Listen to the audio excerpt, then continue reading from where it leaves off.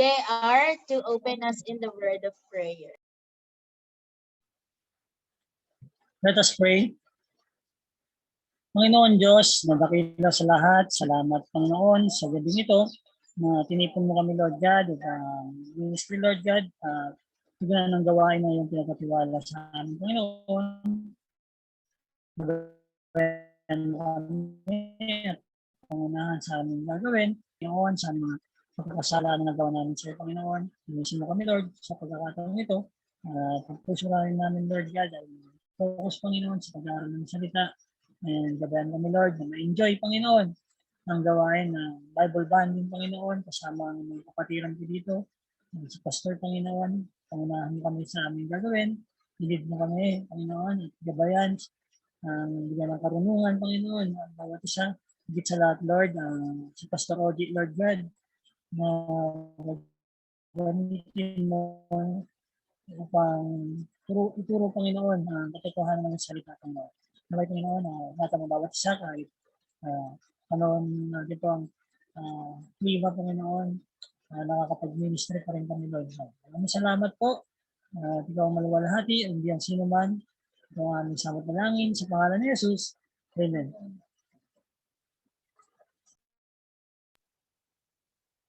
Bago po tayo magtungo sa pag-aaral ng salita ng Diyos ngayong gabi, patuloy po tayo umawit sa Panginoon. Let us sing, I know whom I have believed.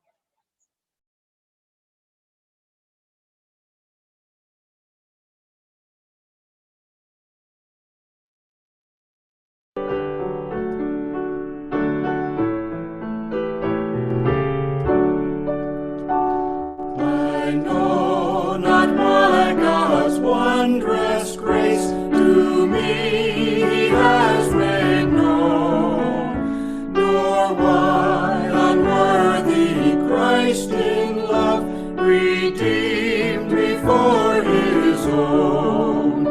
But I know whom I have believed and am persuaded that He is able to keep that which I committed unto Him against that day.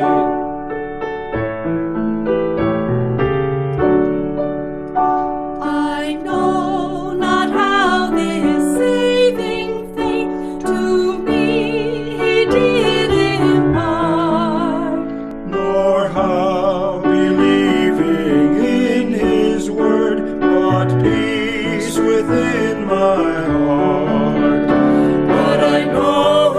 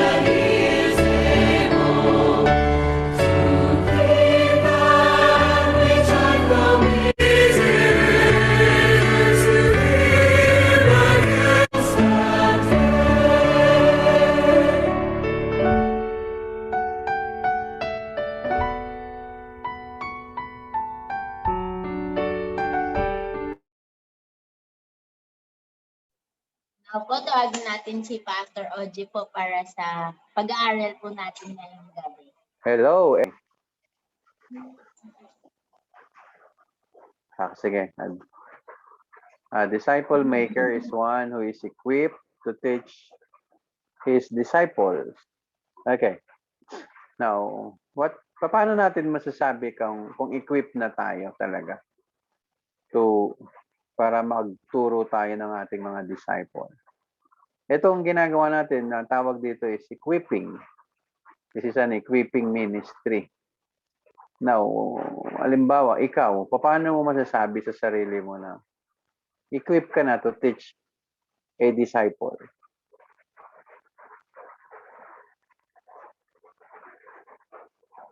Sige, aral tayo ng konti. Ate Madel, sige. Paano mo masasabi? Sarili mo lang, equip ka na to teach a disciple.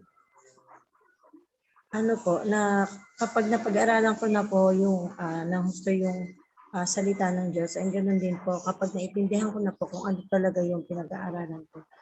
Tsaka po, masasabi ko na equip na ako para mag-disciple. Kasi kapag hindi ko pa po naiintindihan kung ano po yung tuturo ko, hindi ko po ma-share doon sa i-disciple ko yung tungkol sa Panginoon. Okay. Sige, salamat, Ate Madel. Okay, so si Brother JR ba na yan? So Brother JR, what do you think? How important is teaching the Word of God if we are involved in disciple making?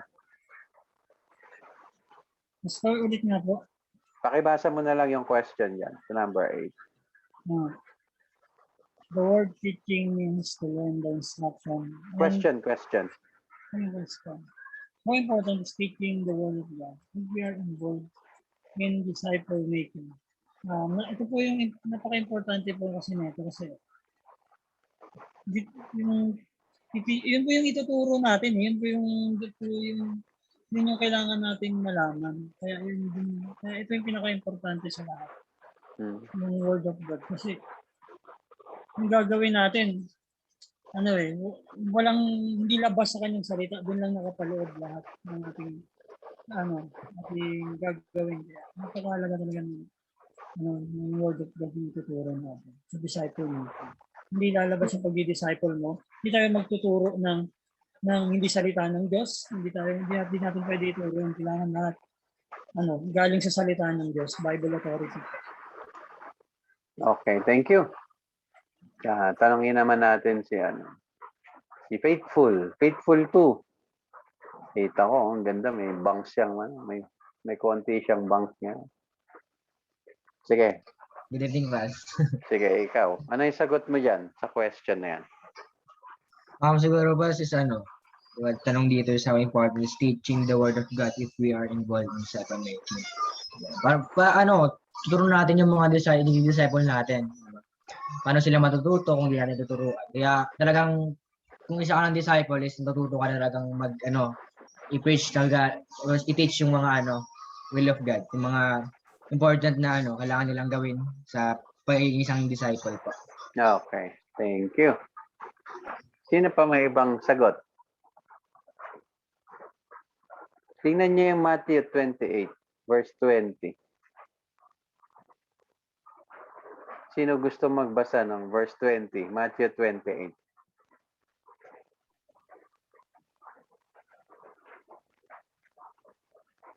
Ako na basa ko na. Sige. Matthew 28:19. 20. Oh, Verse 20. ay, 20. Wait lang, basa ko.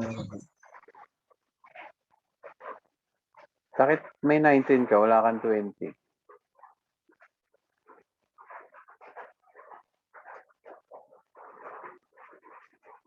Tara.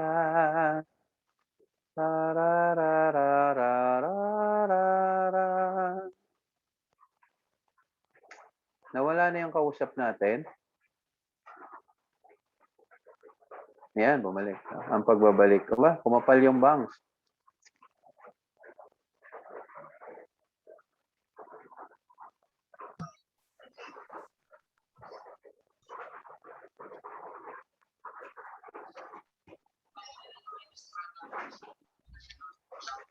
Ano nga ang brushing pass? Matthew 20.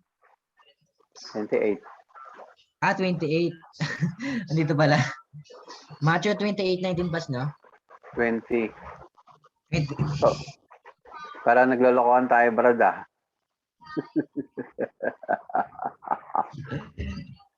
28:20.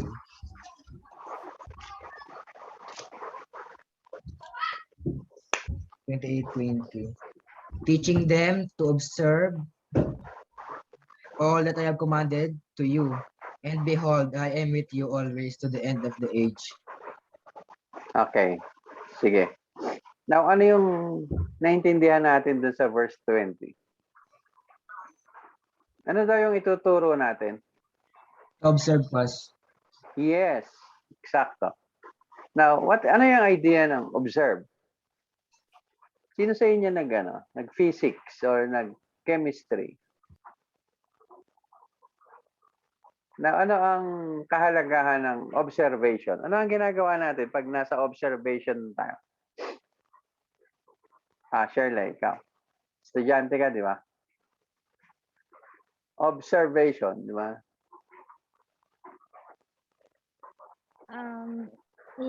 May chance po ako. May chance po ako. Malakas.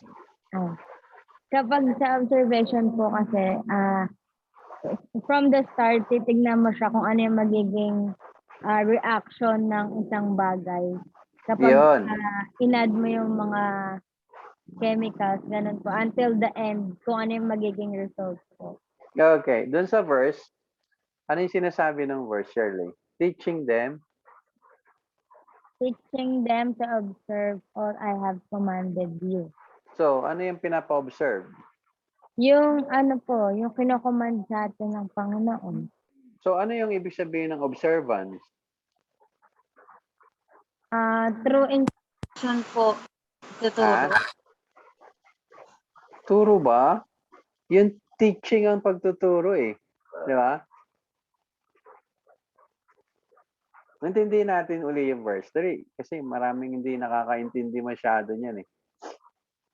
Patterson, ano yung sinasabi ng verse 20?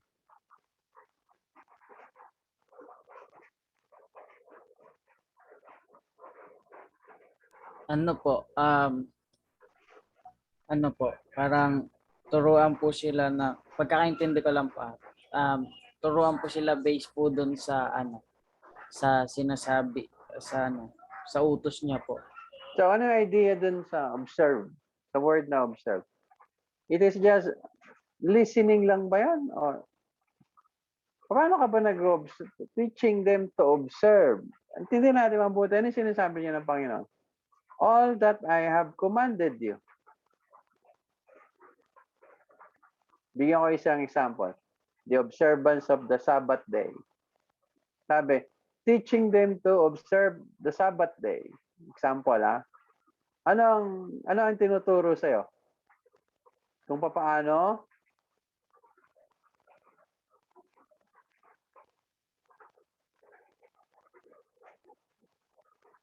Wala na akong kausap. Ano ba yan?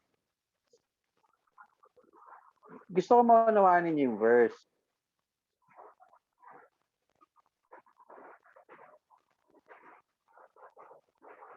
Kasi kailangan equip ka to teach eh.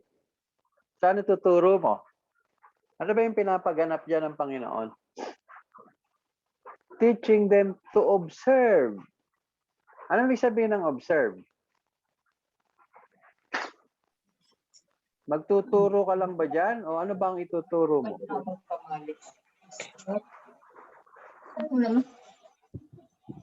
Pastor, yung observe po is to pay close attention po. And teaching them to observe is to demonstrate po sa kanila. Ipapakita mo sa kanila yung tinuturo mo para ma-observe nila po. Ganun po. No, hindi yung tinuturo mo yung pinapa-observe dyan eh. Ano ba yung pinapa-observe dyan?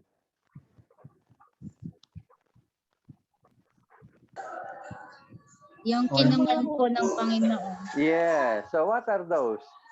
Do you know some example? Ano ba yung tinuro niya sa mga disciples na ano, para ipinapaturo niya rin sa mga disciples to observe all that I have commanded you.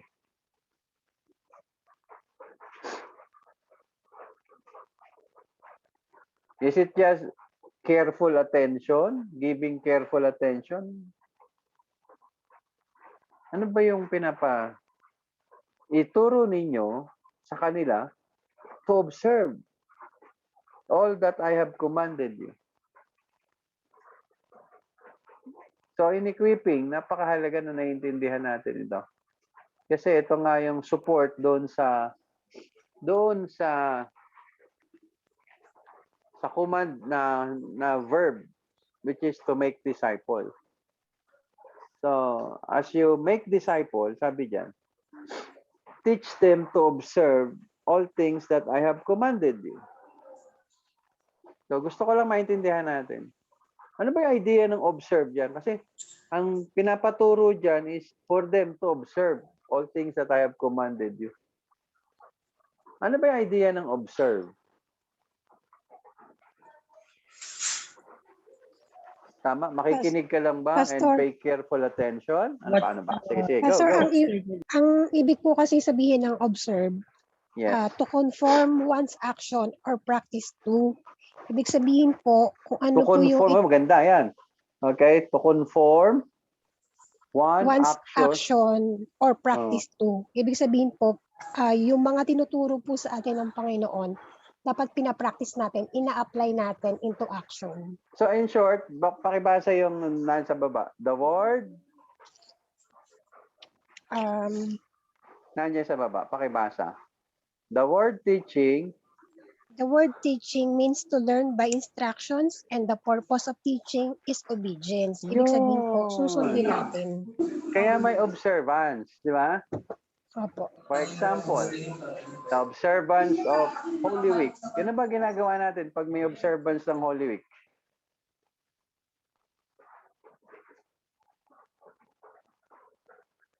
The observance of the Lord's Supper. Yun, that's the idea of the verse. Okay? Now, you're not just teaching for them to understand, but to persuade them, no, to obey. Okay? Kaya babalik tayo dun sa tanong. So, when is the time na you can say na you are already equipped to teach a disciple?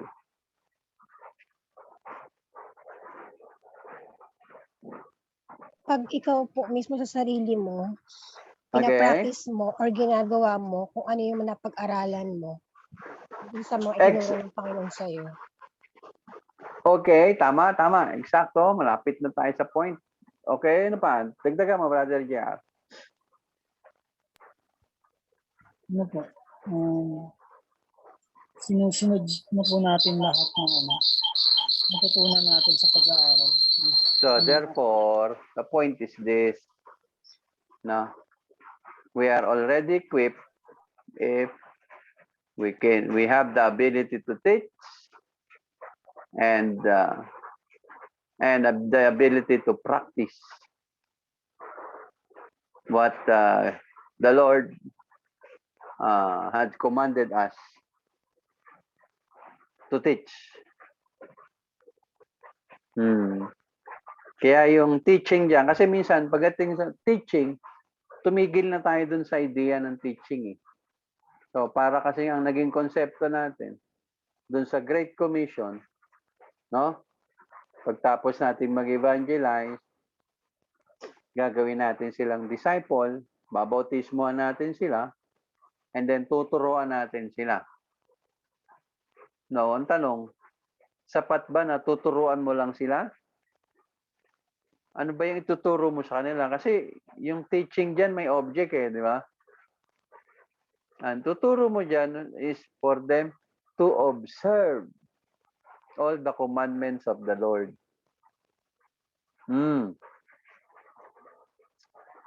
So, naintindihan po? Wala na akong kausap. Yes po. Okay. Hindi ka pa titigil ba? Mas naturuan sila hanggat hindi nila ginagawa din naman. Chappy ka, bro. No, that is your responsibility. That is your responsibility. Hindi ka titigil doon sa hindi ka titigil doon sa... Naituro mo lang pas, dapat pati sila, sinusunod na rin nila. Ginagawa Yes. nila, pinapractice Kasi nila. nga ang goal, ano ba ang goal? Ano ba yung command? Huwag kayong, To make disciples. yan. Huwag kayong aalis doon sa main verb. Kasi nandun ang command. So all these three, yung tatlong guidelines na ito, ang mapapaloob doon sa discipleship to make them my disciple. Okay? The going, and as you go, make them my disciple. How? Baptize them and teaching them to observe. Tandaan nyo, may word na observe eh. You're not just teaching as a discipler. You will persuade them to move, to put into action. Kaya nga si Jesus Christ niya, habang nagtuturo siya, sinasama niya yung mga disciple. Hindi niyo napansin? Si Peter, natandaan niyo yung kwento ni Peter. Para ma-persuade si Peter in the area of obedience, binigyan niya ng isang maganda example si Peter sa buhay niya na naiintindihan niya. Pangingisda, di ba? In Luke chapter 5. Pangingisda. Nangingisda si Pedro, maghapon magdamag, walang huli. Pinuntahan siya ni Jesus Christ. Then nagturo si Jesus Christ about the kingdom of heaven, kingdom of God. Nag-Bible study muna sila doon habang nakikinig si Pedro. Then, na-challenge si Pedro doon sa tinuro ni Jesus Christ. Kaya nung inutusan siya ni Jesus Christ na mangisda uli, sumunod siya. Okay? Now, ano yung natutunan ni Pedro nung sumunod siya doon? And that is what he observed. Okay. Yung tinuro ni Jesus Christ kanina. Totoo. Na kung susunod pala ako sa instruction niya, ganito yung mangyayari. Sipin mo kanina na magdamag siya ng isda, walang isda. Nung inutusan siya ni Jesus Christ, in faith, he obeyed. Sabi niya, nevertheless, at your word. Sabi niya, dahil ikaw ang nagsabi, susunod ako. So there is faith and there is obedience. And there is the learning. Dahil bago yung ginawa ni Jesus Christ, there's already the teaching. Sabi ko nga sa inyo, nag-Bible study muna. Nag-Bible bonding muna sila doon sa bangka ni Pedro. And then the Lord Jesus Christ let him to understand. Let Peter observe, no, kung ano yung inuutos niya, kung ano magiging resulta ng inuutos niya. So that is the point where we can say na we are already equipped kung na-experience na natin, hindi lang yung truth, hindi lang yung lesson, hindi lang yung teaching, but we experience also in ourselves, no, what it is all about to follow the teaching of the Lord Jesus Christ. What it is all about to be obedient to the word of God, to the teaching of the Lord Jesus Christ. So that is the time na masasabi mo, well, I'm already equipped. Hindi lang by head knowledge, but also through your experience. Kasi paano mo sila i-challenge ng boldly, confidently, no? Kung yung wala kang idea about sa end result.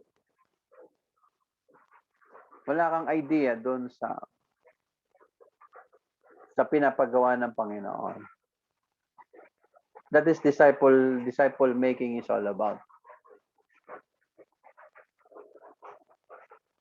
Kaya sabi diyan, the word teaching means to learn by instruction, and the purpose of teaching is obedience.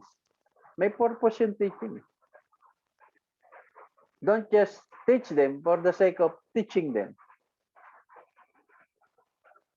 Kaya pag nag-disciple na kayo, balang araw, no, dapat medyo persuasive tayo. Dapat medyo convincing tayo. No? May convincing power tayo. And you can do that because head knowledge, meron ka head knowledge, and personal experience with the Lord Jesus Christ. Ate Milen, nasa sales ka, di ba? Opo, Pastor. How do you persuade men to buy your item? Sinasabi ko po sa kanila kung ano po yung benefit ng product. Okay. And And what else? ano ko po yun sa need nila. Okay. On how, kung paano yun magiging solution dun sa kanilang need. Exactly.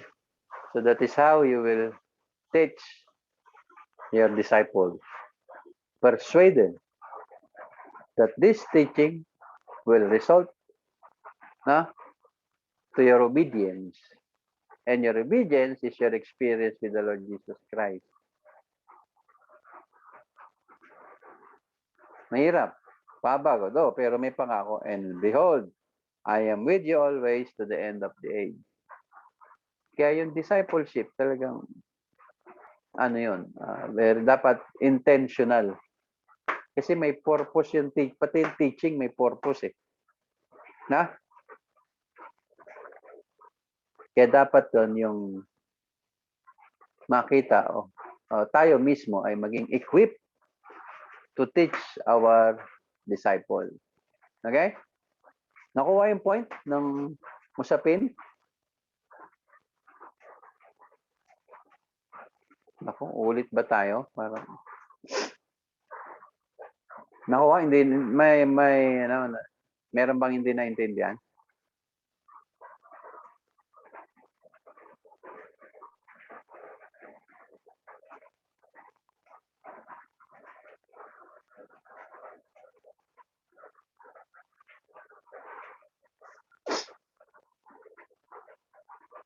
Ulit. Parang wala akong kausap.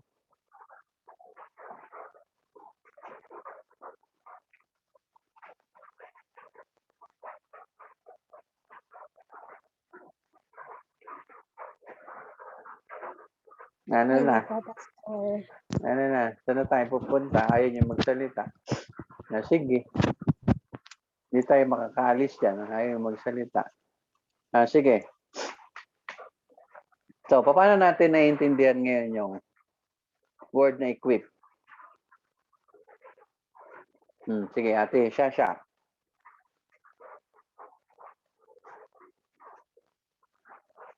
Tandaan nyo kasi yung pinag-aaralan natin is a disciple maker is one who is equipped to teach his disciple.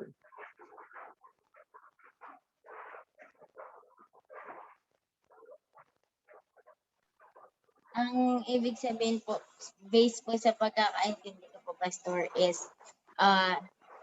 it is someone na meron siyang yung action niya is conforming doon sa tinuro ng Panginoon and kung ano yung mga pinakita ng Panginoon, iniwan na example sa Bible na nakikita na din sa buhay niya. And with that po, nakikita na din yung obedience sa buhay niya with all the teachings na natutunan niya po. Yan po. Sige, dagdagan niyo pa. Sige, Mary Ann. Mukhang hindi ka kumbinsido dun sa sinabi ni Shasha eh.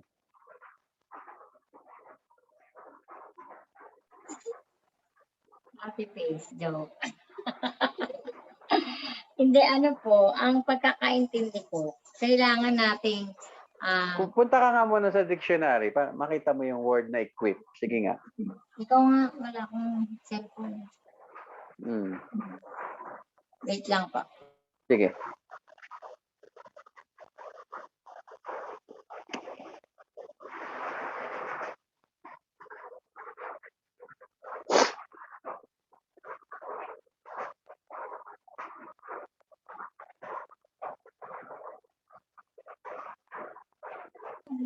Ito daw po, Pastor.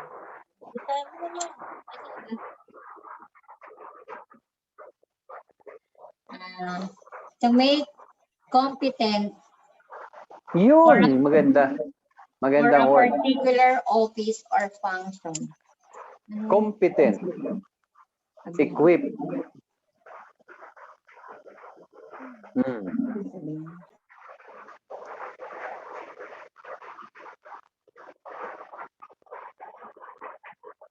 Magandang ano yun, magandang. Kasi yung equip dyan, di naman yan verb, di ba? Adjective yan eh, di ba? Tama ba?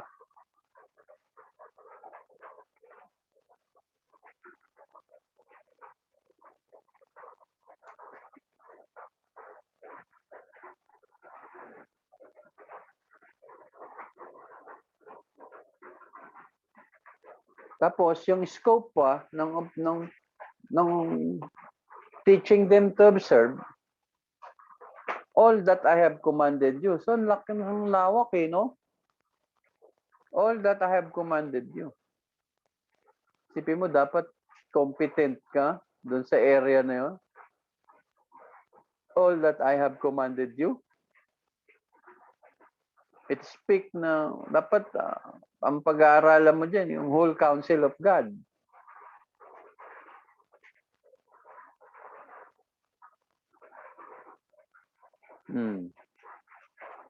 Now, what do you think are those things to be observed na dapat ituro natin sa mga dinidisipulo natin?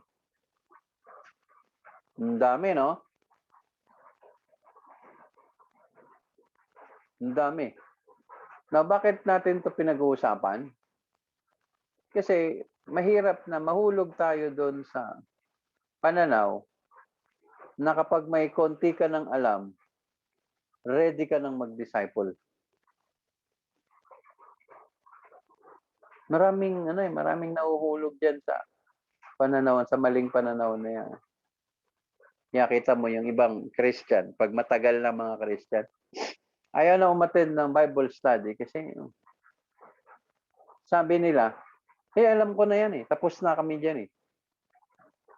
Napag-aralan na namin yan. You see? Kaya, mahirap. Mahirap. Kami nga, 5 taon kami nag-seminary. Pag-graduate namin, pare-parehas ang aming feeling. Feeling namin, kukunti lang natutunan namin. At yun yung nagiging kaba namin pagdating sa ministry. Kaya ko kaya?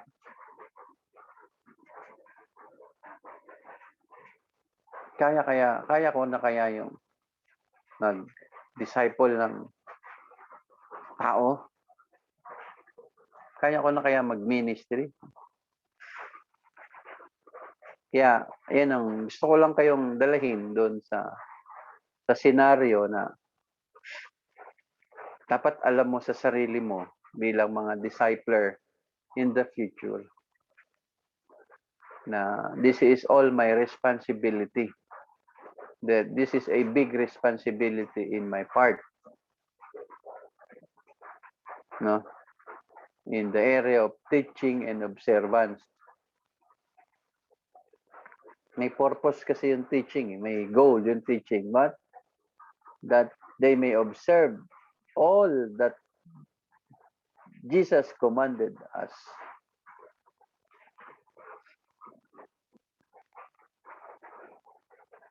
Kaya napaka-importante ng teaching the word kapag ka-involved ka sa discipleship making.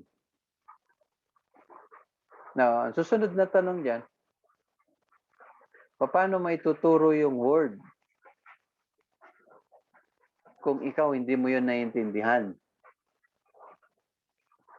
Kung ikaw hindi ka sigurado kung yung ba talaga yung ibig sabihin nun?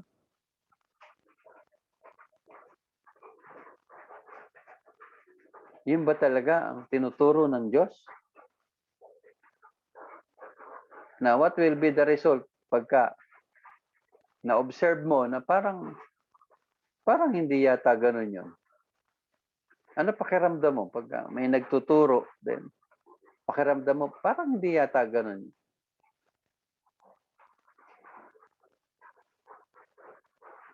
Or kung nakinig man at isinabuhay, ano ang makikita mong produkto doon sa tao na dinidisipulo mo kung minsan nagturo ka ng hindi ka sigurado at tinanggap niya na yun ang tama at yun ang totoo. You see? Yun din may ipapasa niya, Pastor. Okay, then your goal in obedience, so what kind of obedience yung naging resulta? Susunod nga yan pero mali Mali yung sinusunod. Why? Because somebody had taught him or taught her na hindi equipped.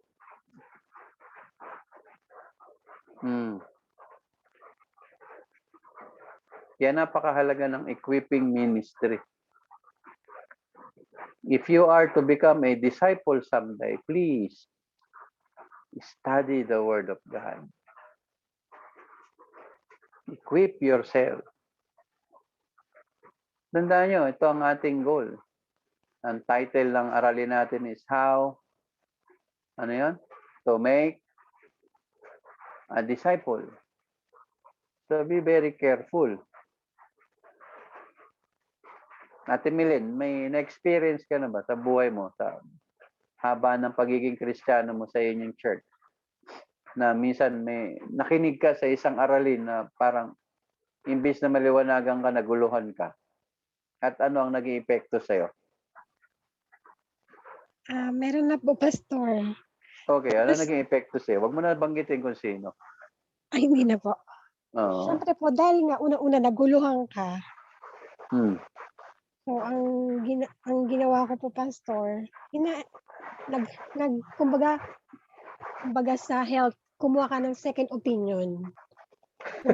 Kumbaga parang, parang inalam mo, tama ba yun? Parang ganun. Well, sa part mo, maganda kasi nagkaroon ka ng second thought. Diba? Tama ba yun? Kung paano kung tinanggap mo na yun? Diba? Mas i-worse niya yung resulta. Tama po. Pero kasi the moment na naguluhan ka, ibig sabihin po, nagkaroon ka ng second thought. Kaya Correct. po, i-validate mo kung ano yung sinabi niya na tinanggap mo or narinig mo. Yun. Yun ang maganda. Kaya lang ang masakit kung hindi ka naguluhan. Paano kung hindi ka naguluhan at na-convince ka na totoo yun? Tama At na. balang araw, ikaw naman magtuturo din nung napakinggan mo na yun. You see? That is the domino effect. Talagang domino effect yun kasi ito ibubuwal kayo nun sabay pare-parehas. Now, the point of our study is about you. Because you are the one who will become a disciple maker. Equip yourself. Mahabag tayo dun sa mga taong tuturuan natin. Tuturuan natin na mag-observe dun sa lahat ng tinuturo ng Panginoon. Kaya yung equipping dito ay hindi nagsisimula at nagtatapos sa aralin. Kundi dapat maranasan mo rin maranasan mo rin. At ganapin kung ano yun.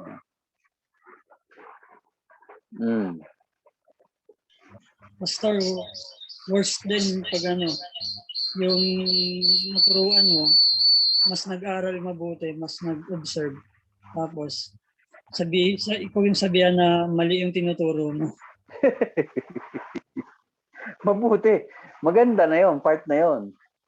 Pero maganda nga po, pero Maganda yung part na yon kung natuto, ikaw pa pas tapos yung kinorek. Ikaw yung nagturo kinurek sa ka balang araw. Masakit. Nakakahiya naman siguro yun, ano? Kasi kung balang araw, well, siguro may mga positive part din na gano'n. No? Kasi tulad ko ako, hindi naman ako perfect na teacher eh. May mga, kaya nga minsan gusto ko yung style na ano, ayoko nung lagi nag-lecture, gusto ko yung tatanong ako palagi. Yung nagpapalitan tayo ng mga ideas. Bakit? Kasi natututo ako sa inyo. Okay? At may mga times na nako-correct din ako. Kasi talagang only the Lord Jesus Christ is the perfect teacher na nabuhay sa mundong ito. And even John MacArthur, marami rin palso yun.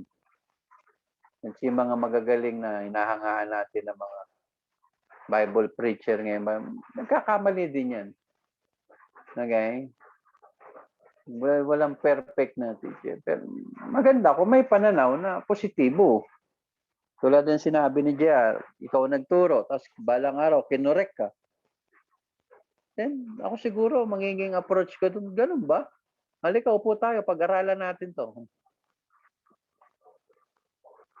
Pero alam nyo ba, ang dami kong kilalang ganyan. Nagagalit pag kinokorek. Nagagalit, no? Pag kinokorek. As if, hindi siya pwede magkamali. No? Well, palagay ko, both yon Brother JR. Both maganda yon. At both positive and negative yun. Ganon, no, Brother JR. Opo, Pastor. Kaya mabuti po talaga na nag-observe ka talaga po ng ayos. Oo, totoo. Ako rin. Niniwala ako dun.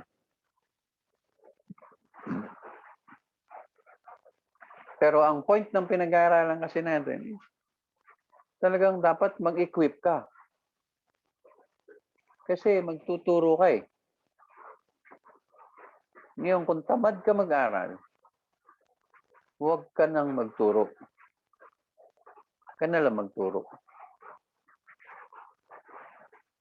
Kasi tulad nyo, binigyan ko na kayo ng mga grupo. Paano nyo na-observe yung buhay ngayon ng kayo naman ang nagtuturo kaysa nung nakikinig lang kayo at kayo estudyante? Paano ninyo na-observe? Sana nag-observe kayo kung ano ba yung challenge. Then, tatanungin mo yung makikipag-usap ka sa Panginoon, Lord, ano po ba yung ginagawa niyo sa akin? Bakit ngayon ay nagtuturo na ako at hindi lang ako tagapakinig? Ma-observe naman ninyo yung difference eh. At makikita niyo rin kung satisfied kayo doon sa ginawa ninyo or hindi. Unless medyo may kayabangan kang taglay na feeling mo laging tama at laging perfect yung ginagawa mo. No, kalaban din yan sa pag-equip, yung pride.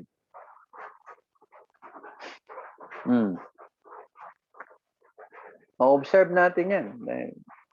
Makikita natin yung kahalagahan. Na pag nag-review ka ulit, makikita mo, ay, parang may kulang pala yung tinuro ko last time. Hindi pala yung ganun. Kulang pala. You see, may hiya ka sa sarili mo eh. Di ba? Hala. So, ulitin mo na naman yung lesson. Kasi gusto mo idagdag yun. Di ba? Tulad isang example. Bigyan ko kayo ng example. nung na-discuss ni Sir Collado doon sa klase namin yung pragmatism dati. Natandaan ko yung third year yata ako noon, third year. Wala. Yung daming mga pragmatism na sa Bible. Naalala ko, may isang Bible study ako noon. Teka, parang tinuro ko to. Mali pala yun. Oo, hiyang-hiya ako sa sarili ko. Inaral ko ulit, di pala yung gano'n. Kasi may dispensation pala. Hindi pala lahat ng pangako ng Diyos sa Old Testament applicable sa New Testament. Sa Bible study ko, tira ako ng tira. Siyempre, pag mali ang interpretation mo, mali yung application mo. Hala, patay. Di pala yung ganun. Kamot ako ng ulo ngayon para hindi ako nakatulog ng gabi na yun. Iniisip ko, paano ko kaya babawiin yung aral na yun? So, I come up sa isang desisyon. Hindi ko pwedeng hindi aminin na mali yun. Dapat harapin ko yung pagkakamali ko. So, pumunta uli ako dun sa Bible study namin. Tinuro ko siya uli. Nagtataka ngayon yung mga tinuturo ko. Sabi ko, oo. Nagkamali kasi ako ng ng interpretasyon. Sa pag-aralan namin yan sa teacher ko sa seminary.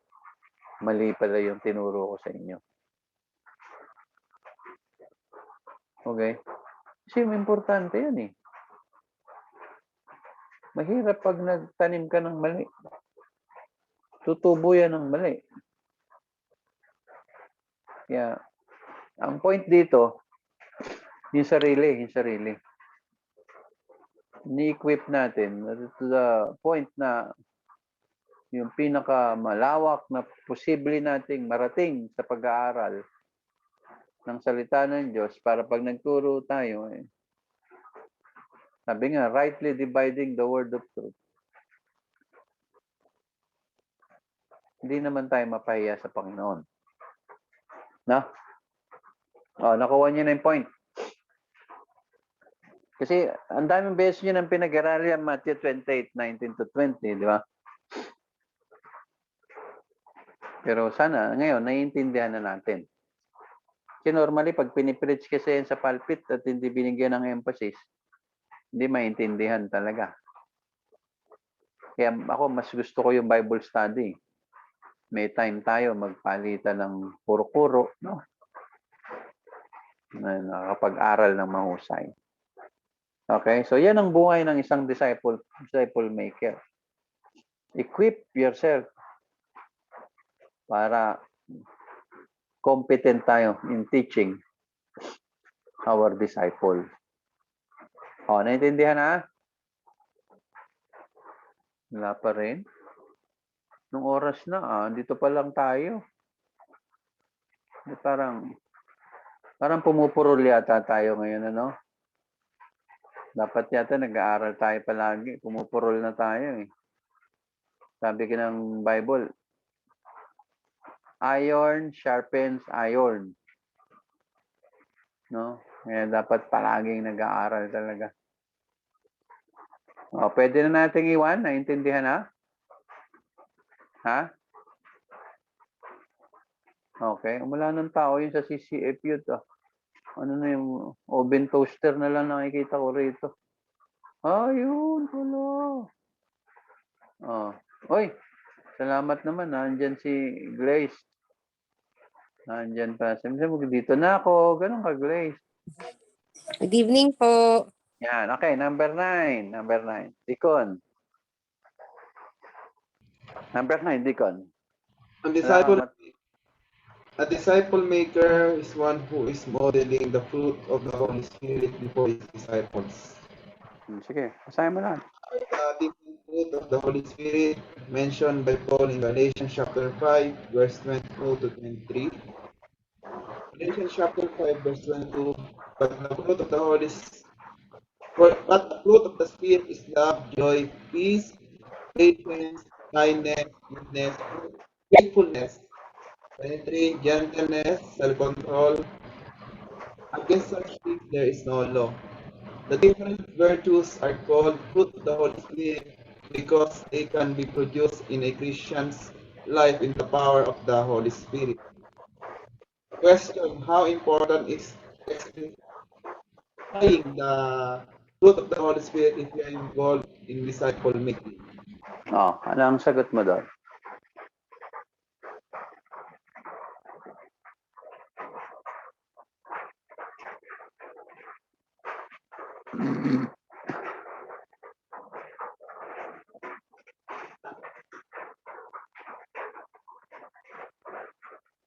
Parang nawala ka ng volume, Deacon. Hindi ka na... Mahalaga to dahil mapatunayan na tayo, disipulo ng Panginoon.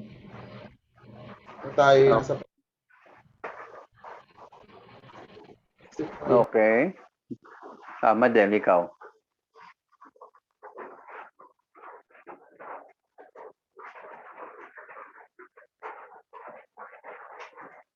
May materials ka ba, Madel?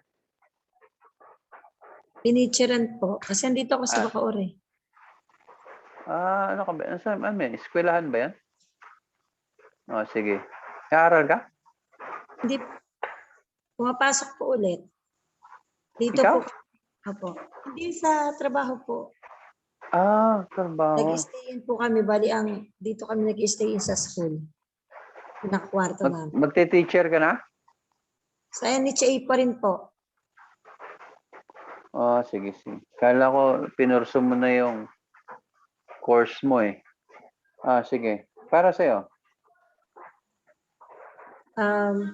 Ano po, mahalaga kasi na ipapakita po dito yung napoproduce bilang bilang po na isang Kristiyano. Din nakikita po dito kung ano po yung napoproduce ng Holy Spirit sa sarili mo po o yung pinapakita mo na ang tawag dito, yung napoproduce sa sarili mo na nagkakaroon ka po ng kahit isa dito na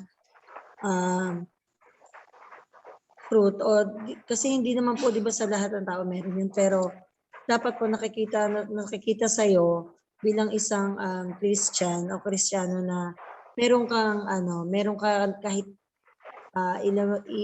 isa dito na fruit of spirit. Sige, salamat, Madel. Actually, lahat yan nasa atin.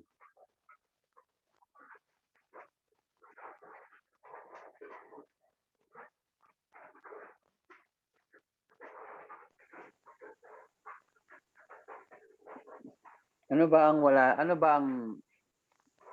Patience. Or pinag-aaralan pa, paano mo po? Hindi, Madel, tindi yung mabuti. Sabi basahin mo yung verse. Galatians 5:22. But the fruit of the Spirit is love, joy, Okay, peace. now, stop. Now, kaninong fruit yan?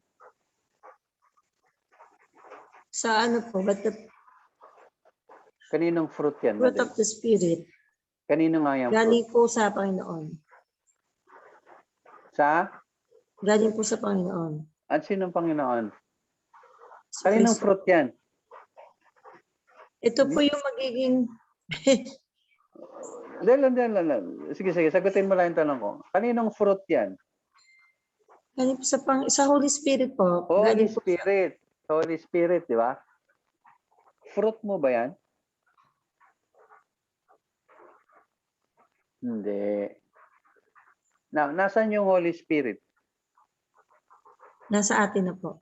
So, okay. So, therefore, lahat yan is nasa iyo lahat. Kasi nasa iyo yung Holy Spirit.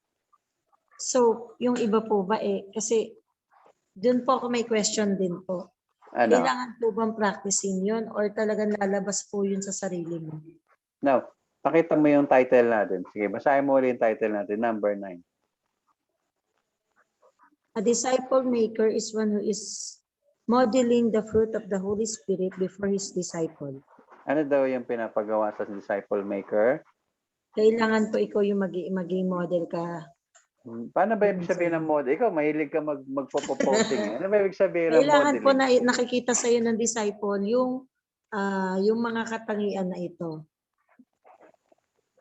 Sige.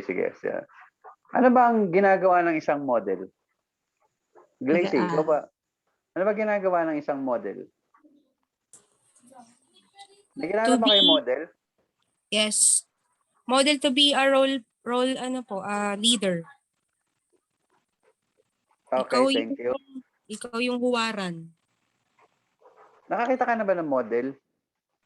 Opo. Ano ginagawa ng mga model? Usual po kasi kinokopya yung inaano nila, yung ginagawa. Yung kumbaga yung character nila, yung style nila, ganun po. May kilala ka ba model? Opo. Mga Sino? celebrities po. Sino? Example. Alam mo. Yung si ano po, Ann Curtis, model po Ann yun. Curtis. Ano minamodel ni Ann Curtis? Yung pabango niya po, saka Anong makeup pabango? niya. Anong pabango? Nakalimutan ko po yung pabango niya po, pastor eh. Basta BLK. Okay, sige. Imagine mo si Ann Curtis kapag minomodel niya yung produkto na yan. Ano ginagawa niya? ano po, pastor, yung naka ano siya, yung PC, may ano siya, yung features na charming. Tapos inaano niya yung tao. Parang, ina-encourage niya yung tao na gamitin yung product niya. Okay, sige. Thank you, Grace. Sino pa may ibang idea? Pastor, yung model po. Kasi kung ano po yung minomodel nila, nakikita May ko kilala ka sa... ba model? May kilala ka model? Po? May kilala ka model? So po, Sino? words so. Maliban doon. Artista po, si ano po, si James Reid Pass. Ano minodel ni James Reid na alam mo? Ano? Bench. Alin sa bench? Yung, marami po siyang sinasuot sa bench. Yung shirt. Oo, sige. Ano ginagawa niya pag minomodel niya yung t-shirt? Pinapakita niya po, Pass. Hindi po Ano nakatago. rin? Yung, Ano yung pinapakita niya? yung minomodel niya po, yung brand. Oo. Ano po yung minomodel niya? T-shirt, or sandal, or... Yan. Exactly. Yung brand. Yan. Yung brand. Therefore, the same with the modeling, the fruit of the Holy Spirit. Ang ipinapakita mo is yung brand ng Holy Spirit. That is within you. Kasi we are the temple of the Holy Spirit. The Holy Spirit resides in us. Okay, gusto ko lang palawakin niyo yung pananaw niya rito sa area na to. Okay? Kasi ang fruit na ito is fruit of the Holy Spirit na nakikita sa atin. Dinadala natin. Binibit-bit natin. Minomodel nga natin eh. Now, paano mo i-model yung love? Nariyan, paano mo i-model yung love? As a disciple maker.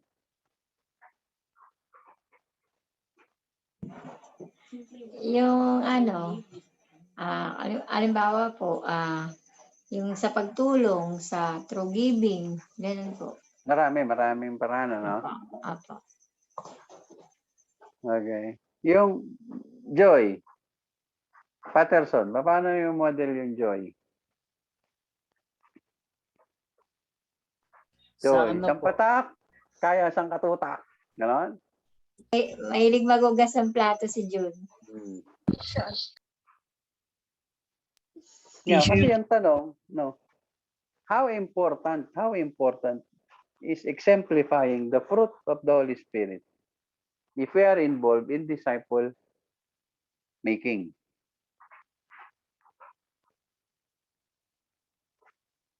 No, Ate Milen, paano mo i-model yung kindness? Dapat po makikita sa'yo, ginagawa mo. Paano? Paano? Si James Reed, pag binodel yung bench, makita mo talagang, maintindihan mo kung ano yung bench. Kasi po, di ba, ang idea Kindness. ng modeling, okay, Aha. yung kindness po, ipapractice mo siya, gagawin mo siya. Example, kindness. Act of kindness. Example. Kung meron ka po nakikita na may taong Hindi, may in pangangailangan discipleship, siya, in discipleship making, for example, imagine mo, kasama mo yung disciple mo, dalawa sila. May isang sitwasyon. Nilagay kayo sa isang sitwasyon na magulo yung pamilya ng isang mong disciple. Lumapit sa iyo ng tulong, for example. That time may problema ka rin sa pamilya. How will you model kindness pagka ganun? actually po, mahirap po yung sitwasyon na gano'n. Pero, dapat we always bear in our mind na disciple maker nga tayo. Dapat yung fruit of the Holy Spirit dapat bine-bear natin. Nasa Correct. atin yun. So Yun ang point. whatever the situation is, dapat nasa atin yun. Makikita pa rin sa atin. Binibear, that's the point. That is how we will model kindness. Hindi dito basihan kung ano yung mood mo. Kasi parang model yun eh. Once na nandoon ka sa rampa at bit-bit mo yung produkto, hindi mo bibit-bitin yung produkto kasi ayaw mo, kasi o may problema ka o may sitwasyon ka. Okay? Naget niyo yung point? The same with faithfulness, gentleness, self-control, love, joy, peace, patience, kindness. Kaya sabi ng question, how important is exemplifying? So, balik tayo. Paano natin sasabihin that we exemplify in this area? In modeling the fruit of the Spirit. Paano mo masasabing nag-exemplify ka na?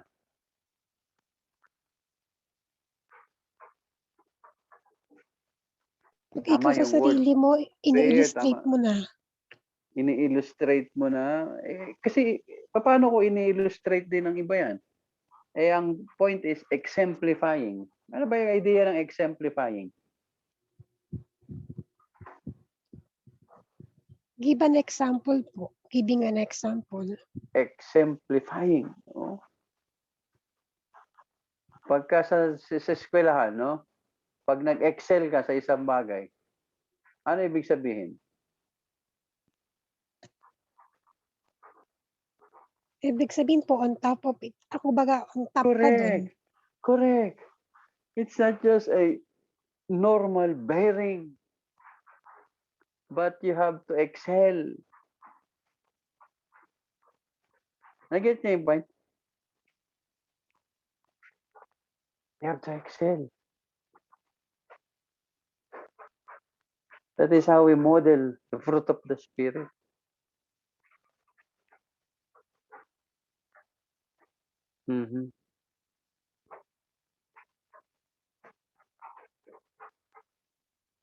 Kaya napakahalaga nun eh. Napakahalaga. Kasi paano ka magiging kind? Paano mo i-model yung kindness pagka wala nang kindness sa paligid mo?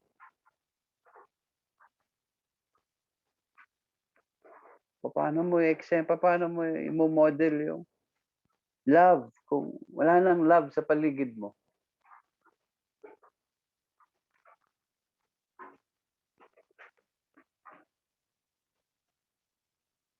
You get the point of our study? Imagine, always think of this truth.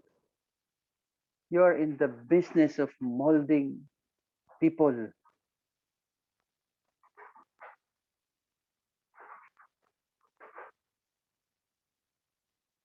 Goodness.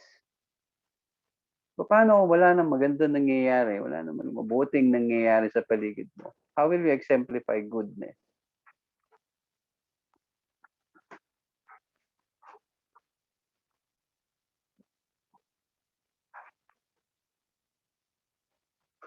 You get this, you get the point of our study. That is a disciple maker. So, ibig sabihin, hindi ka pwedeng average sa area na to. Na pag may nagtanong sa'yo, mabait ba si Ate Milen? Sasagot, okay lang. Hindi. Pag may nagtanong, mabait ba si Ate Milen? Napakabait niyan. Mapagmahal ba siya? Napakamapagmahal niya. Yun yung exemplifying. Yung exemplify.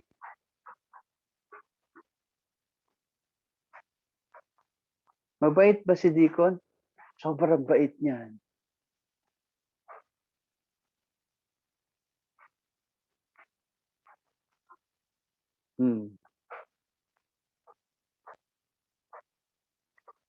You get the point? You get our study?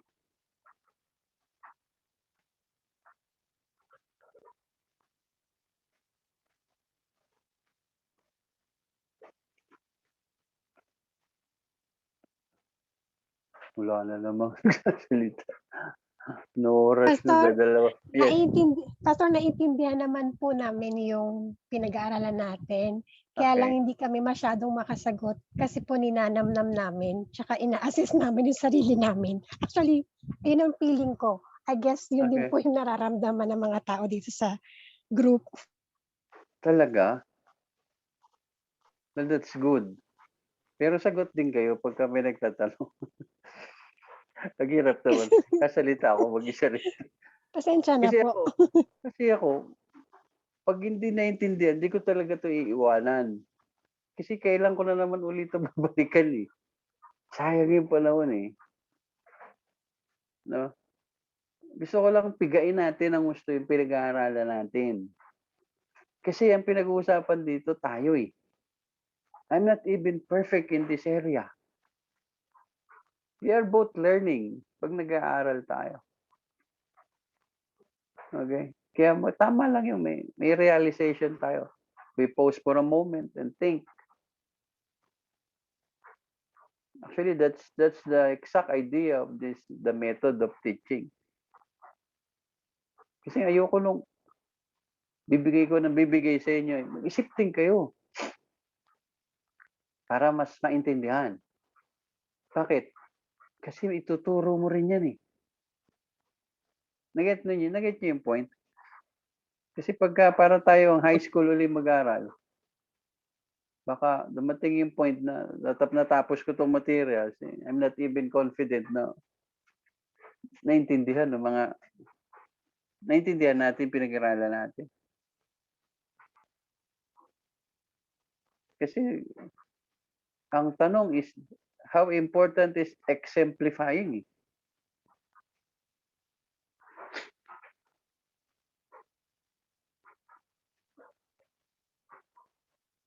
Okay?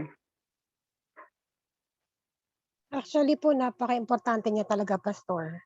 Kasi, Ako rin, niniwala talaga ako rin.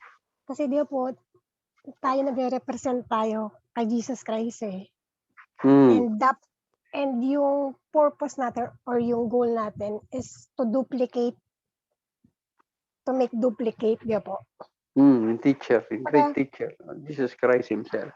Kasi kanina ina-example mo na kung paano titignan or kung ano yung reputasyon ng isang tao. Katulad kanina in-example mo or sinabi mo na si Milen ba or si Deacon ba is mapagmahal or ganyan-ganyan.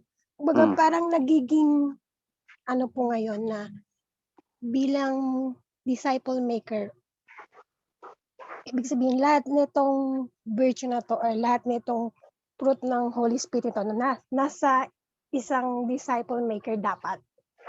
So lahat po dapat binibigay nasa atin. natin. Actually, Opo, nasa atin lahat yan. Kasi ulitin ko uli, gaya nga si Madel, nalito rin kanina. That is not actually your fruit. That is the fruit of the Opo. Holy Spirit. Opo. And then dapat po ini-exemplify po natin ito. Kumbaga, dapat ano tayo dito, dapat best tayo dito sa mga karakteristik na to eh. Yes. So, The only medyo- point here is that dapat above normal ka. Kasi kung Opo. normal, kasi kung ang estudyante mo is normal lang na mabait, dapat above normal ka. Kasi dinidisipulo mo siya eh. Opo, tama po. Yun. That's the idea. To the point na makikita niya, yun pala yung love. Ganun pala yung pag-exercise ng joy. No? Tapos kaya pala sabi ni James, count it all joy. Even in the times of difficulties and hardship. Now, how can you exemplify in that area? Kung may hardship ka, nakita ng disciple mo, parang down na down naman ata yung teacher ko. Parang wala ng joy. Di ba? The fruit of the Spirit is joy. Kung makasubsob sa unan, kung makaiyak, parang wala ng bukas. You get the point? Hindi kasi yung mga didisipuluhin nyo, tandaan nyo, habang kayo pa ang teacher niyan, huhugot ng lakas sa inyo yan. Titingin sa yan, titingala sa yan. Kaya pag walang patience, bugnutin lahat yan. Ako na. Kulit nito ang tinuturoan ko. Slow. Ilang turo na, di pa maintindihan. Hanap na lang. Iba, sayang panahon ko rito. Patay tayo dyan. Ay, hirap po nun eh. Yun po, Pastor, yung patience at saka yung self-control.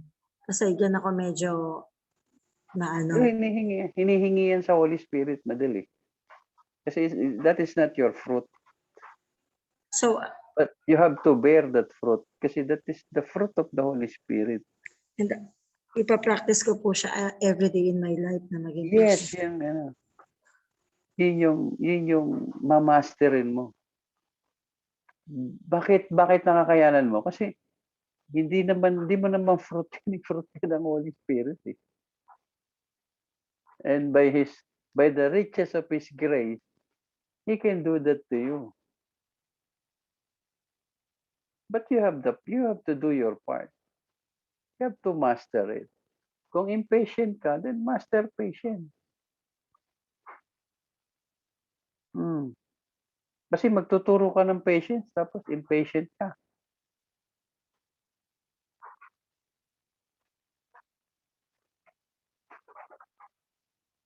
Okay? Tanda mo, yun yung nananahan nga eh. Alam mo yung nananahan? Tumitira sa iyo yung banal na Espiritu Santo. Nandiyan yung Espiritu Santo. At may bunga siyang ganito. Or else, misrepresentation tayo. Sabi, nandiyan ang Holy Spirit. Tapos wala kang patience. Baka wala yung Holy Spirit. Baka sabihin ng estudyante mo, baka wala Holy Spirit to. Sa tuwi-tuwi na lang, ganun. So, hindi ka na nag-exemplify, hindi pa nakita. Patay tayo, bagsak tayo dyan.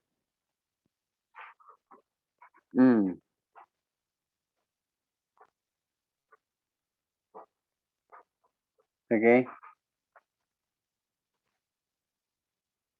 Parang sa kayo, marami naman sa inyo magulang. Parang sa mga magulang, may mga anak kayo, di ba? May mga anak kayo. There were times na nagagalit kayo sa kanila din. Nagkakamali sila, nagkukulang, di ba? But on top of it, still, you can exercise love. Diba? You can still exercise love. No? Sa huli, makikita mo, pagmamahal pa rin yan nangingibabaw. Diba? You're ready to accept, you're ready to forgive. Amen. Because that is love. The same with your disciple. Kasi hindi naman, huwag mong i-expect na ang ibibigay sa'yo ng Panginoon na didisipuluhin, eh, matitino. Kaya nga didisipuluhin mo yan. Kung matino na yan, ba't didisipuluhin mo pa ba yan? Kaya tandaan mo palagi, ano yan, mga i-repair. Or else, ano gagawin mo dyan? Kung maayos na yan. Eh, huwag ka mag-expect ng ganun.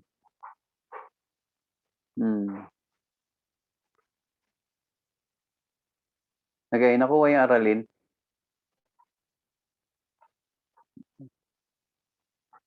Opo. Makaupo naman to, lakas.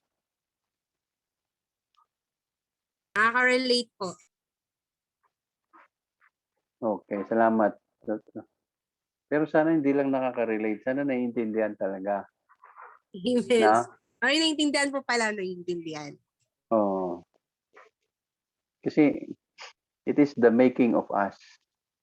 Maski ako, dami kong pang dapat masterin dito sa mga areas na ito. Kasi ang hirap nitong last words nito.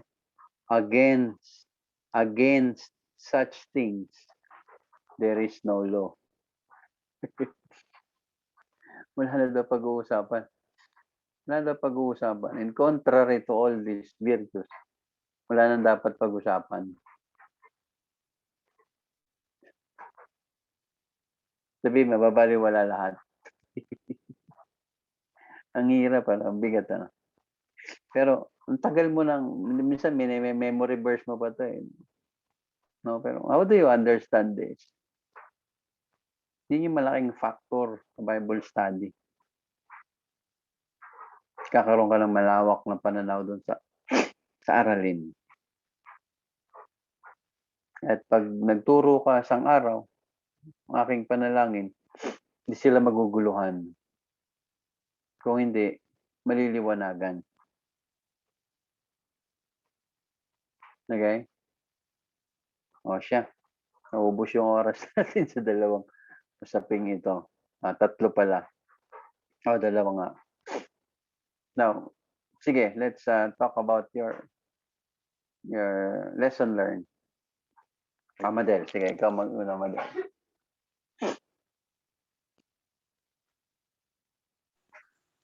Doon po sa lesson learned ko po, yung sa equip, na kapag equip ka po, hindi lang po dapat nasa head knowledge o yung napag-aralan mo lang na na masasabi mong equip ka. Dapat po, pati sa through your experience, natututo ka din po dito. Hindi lang po puro lang aral ng aral. Kailangan po katulad nung example yung nga po na doon sa napagdaanan mo, na maalala mo na totoo nga yung sinasabi ng Word of God na pagdating dun sa na-experience mo, maipapatunayan mo dun sa i-disciple mo na yung totoo yung mga salita ng Diyos at pangako ng Diyos sa kanyang iniwan na salita. Sige, salamat, Madel. Sige, ikaw tawag na susunod sa'yo.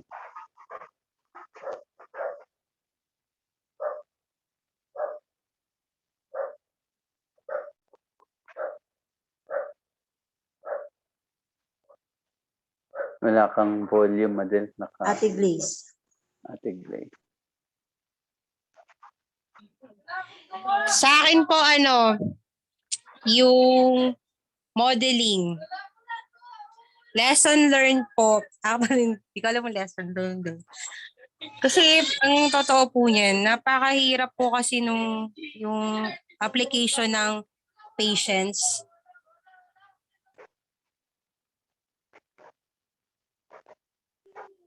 yung para po sa akin na, for example, share ko lang po, Pastor, 'di ba? Parang nung ano po kami ng tuturo ng mga bata sa sa Bless.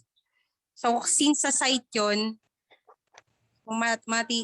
matitigas talaga yung mga ulo niya. Parang hirap talaga ng patience kasi regular yung ewan, basta ang hirap eh. So,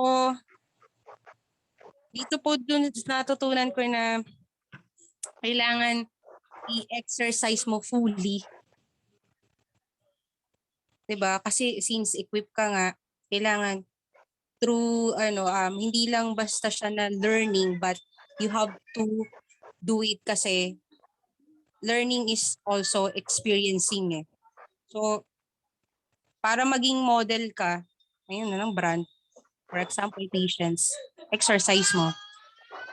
Pero nandun pa rin po ako sa medyo nahihirapan pa rin ako talaga sa patience. Kasi naalala ko tuloy yun talaga naalala ko yung sa Bless. Yung patience. Pasensya na po sa may mga po kasi dito makukulit. Maingay. Patience. Yung patience ko po, ayan, sinaway ko na, pero ina-exercise ko na po yung patience ko ngayon. Mabuti naman.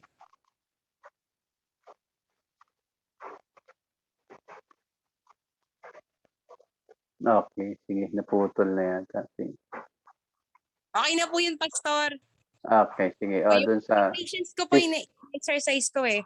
Thank you, thank you. Sige, CCF Youth.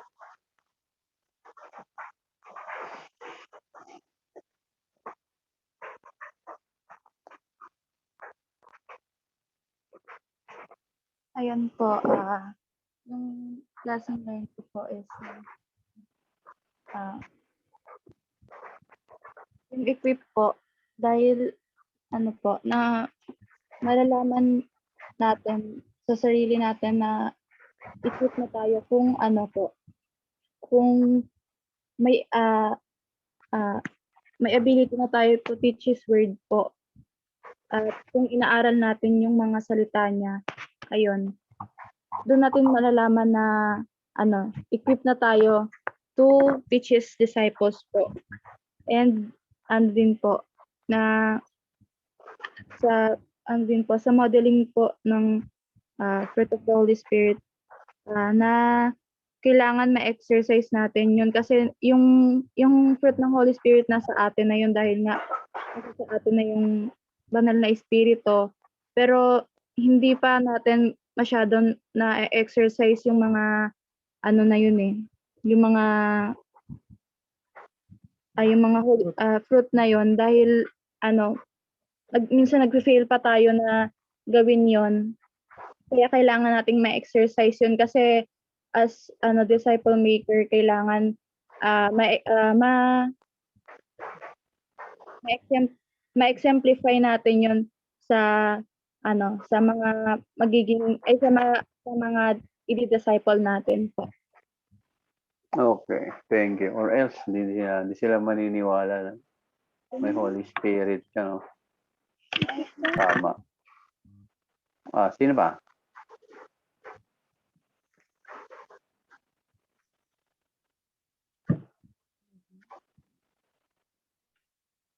Ayun po yung yung equip po na na makikita sa atin yung equip kung marunong tayo mag-share ng kanyang salita and natuturuan natin ng maayos yung may i-disciples natin. And yung modeling din po, kasi syempre tayo is nasa sa atin na yung Holy Spirit, pero tayong mga tao is ma-pride. Yun. Hindi natin nagagawa, hindi natin na-exercise yun dahil ma-pride tayo. Ayun po. Sige. Salamat, Anika. Si Anika ba yan? Sige. Tawag ka, Anika. Si RJ.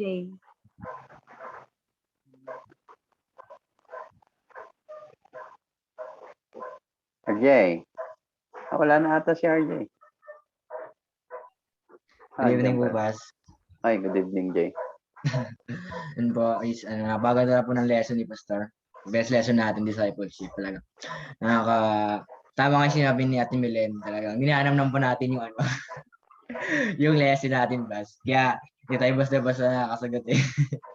Kasi talaga nagisingin pa sa utak natin yung lesson natin yan. Siguro yung lesson ko ngayon is is modeling po. Kasi po talagang nalaman ko na hindi pala tayo nag-gabi ng fruit of spirit. Nalaman ko ngayong gabi na gabi pala ng Holy Spirit yung itong mga example na to. Kaya kung nag-dwell sa atin yung Holy Spirit, dapat nakita din sa atin yung joy, love, peace, patience talaga. Hindi dapat natin to tinatago. Hindi dapat natin to binawalang bahala. Kasi syempre, meron nag-dwell sa atin yung Holy Spirit. Kailangan maipakita natin kung ano ba yung fruit ng Spirit, diba? Lalo na tayo mga nagdi-disciple, mga dini-disciple, diba? Kailangan mapakita natin kung ano ba talaga yung fruit ng Spirit, ano ba talaga yung tunay na na kalagahan nito. Kasi kung di natin to maipapakita, di natin to naipapakita, di natin to na-example sa kanila, questionable yung natin. Yung yung Holy Spirit, kasi paano natin maipapakita, di ba? Kung wala naman tayo nito. Kailangan na talaga natin is ibigay natin, may example natin sa kanila what is the fruit of the Spirit. Ano ba talaga yung fruit nito ng Spirit. Kaya napakalaki mong lesson nito sa talagang ma-example natin, manifest natin talaga kung ano ba yung fruit ng Spirit. Kung ito ba, yung model natin, yung modeling talaga. Okay, tama. So it is virtues in different level, in short. So it's not your love, it's the love of the Holy Spirit. It's not the joy na meron ka, but the joy of the Holy Spirit. That's the different level. Yung fruit ng Holy Spirit, yung na pinoproduce ng Holy Spirit, or else mami-misrepresent natin yung working ng God sa buhay. Okay? Kasi nga, magdi-disciple ka. So, thank you. Jay, tawag ka ng iba, Jay. Tawagan ko po si si Ate Shirley, kumingiti mo sa Ate Shirley. Marami pong sasagot sa Ate Shirley. Hello po. Yung akin po na naging take away ko is yung naging reminder yung lesson na hindi ka makakapag-equip ng disciple mo hangga't hindi ka equip. And also, yung parang kapag kasi masasabi mong equip ka kapag yung parang naging siya sa akin na dapat mag-take time ka na magbasa ng Bible ulit, or yung kumbaga through taking time sa mga steps nga na nadaanan na din natin ng mga lesson is dapat nakikita na yun sa'yo at saka na-exercise mo kung ano yung natutunan mo, hindi lang siya yung natutunan mo, ay alam ko na yan, hindi ko na kailangan pang ulitin yung lesson na yun kasi alam ko na yun. Pero hindi naman nakikita sa testimony natin. And also, dun din papakita yung pagiging model mo ng fruit of the Spirit kasi yung kapag disciple maker ka kasi nag-set ka ng example sa mga dinidisciple mo. Kaya dapat kung ano yung pinapakita natin, yung testimony na nakikita ng mga disciple natin, dapat lahat yun nandun sa part ng equip ka, and also bilang equip ka na, that nakita sa yung fruit of the Spirit. Yun po yung naging reminder sa akin sa lesson. Yun lang po.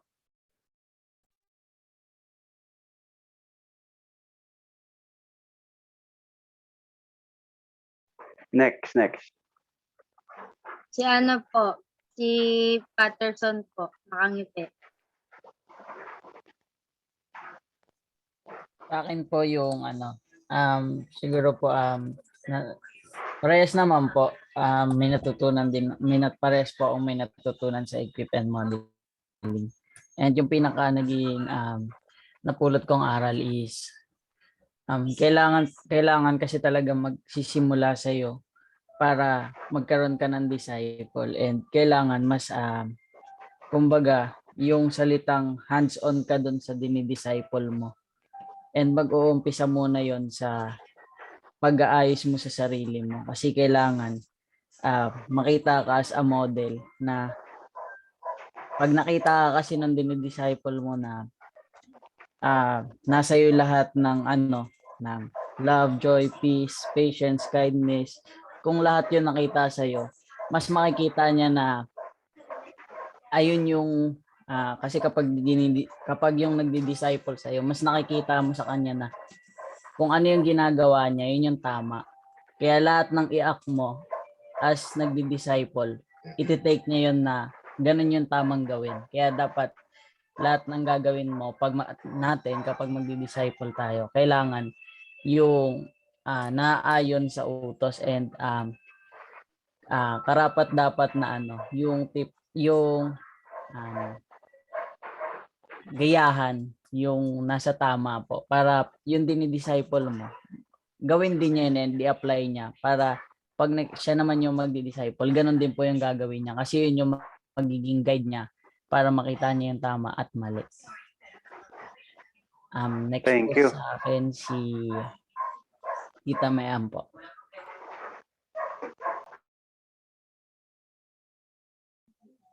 Good evening. Yung sa akin po, disciple maker is the one who equipped to teach his disciple.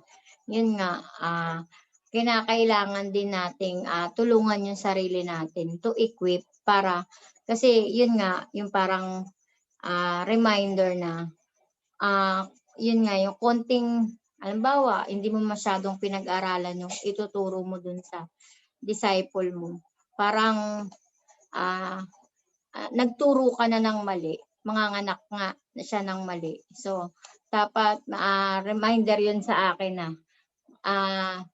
be very careful sa tinuturo mo sa disciple mo, kasi yun nga, yun na yung niya magiging panghahawakan niya, lalo na yung tinuturuan mo talagang kumbaga parang baby pa.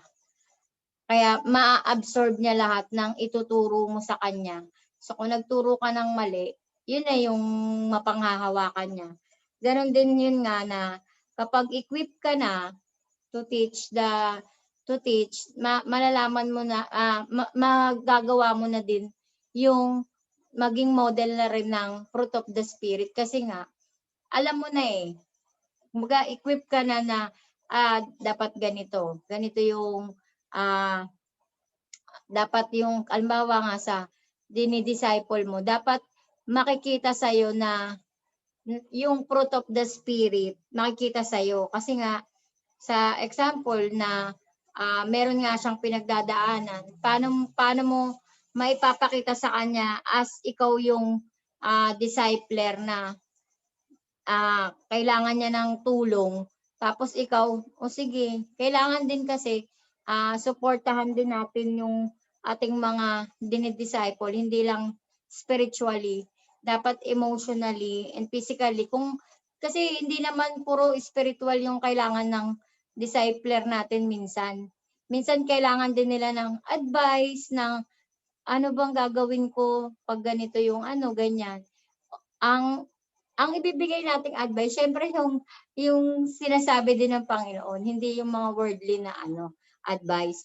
Yun, kasi parang isa rin yun kasi nga 'di ba, ang disciple maker is sa people yung natin dinidil natin. So, dapat nating abutin ang disciple natin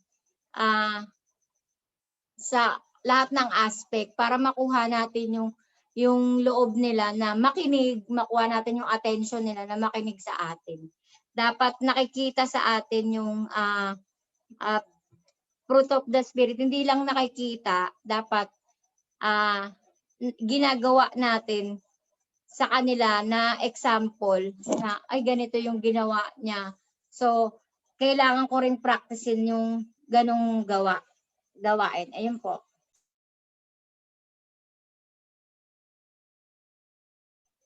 Ate Banji po.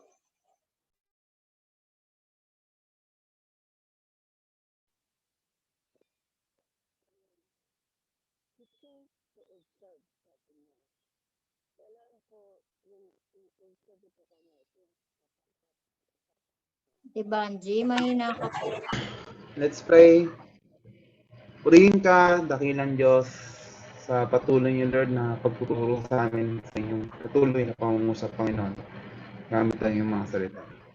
Salamat, Panginoon, that you are the God who will be our guidance, Panginoon, sa aming buhay na ito. Patuloy namin ma-apply namin ang mga natutunan namin, Lord. Tuloy namin, Lord, na magampanan po namin ang itong tungkulin, Lord. That you are governing us, Lord, to make disciples, Panginoon. Patuloy kami, Lord, na sundin ang iyong mga salita at ma-equip kami nito, Panginoon. At nawa, Panginoon, ay sa tulong ng iyong banal na Espiritu, Lord, help us, Lord, to submit ourselves to you. At kayo patuloy maging gabay po namin bukas, Panginoon, sa lahat ng aming mga gagawin po bukas. May strengthen us, Panginoon, at nawa ay kayo po ang magbalik sa amin, Panginoon, sa gawaan niyo bukas sa aming prayer meeting, Panginoon. Bless our rest din, Panginoon, sa gabing to. Ingatan niyo po mga kapatiran ko sa gitna ng Yes. masama. You know that you are the God who our refuge and our great tower, strong tower in the midst of this pandemic and this matinding panahon. Maraming salamat po at purihin kayo, Lord. Yes, sir. Yes, sir. Ay binabalik namin ang pasalamat at puri sa iyo sa madami sa pangalan ni Jesus. Amen. Amen. Amen. Salamat, Panginoon. Magandang gabi po at hanggang sa muling pagkikita.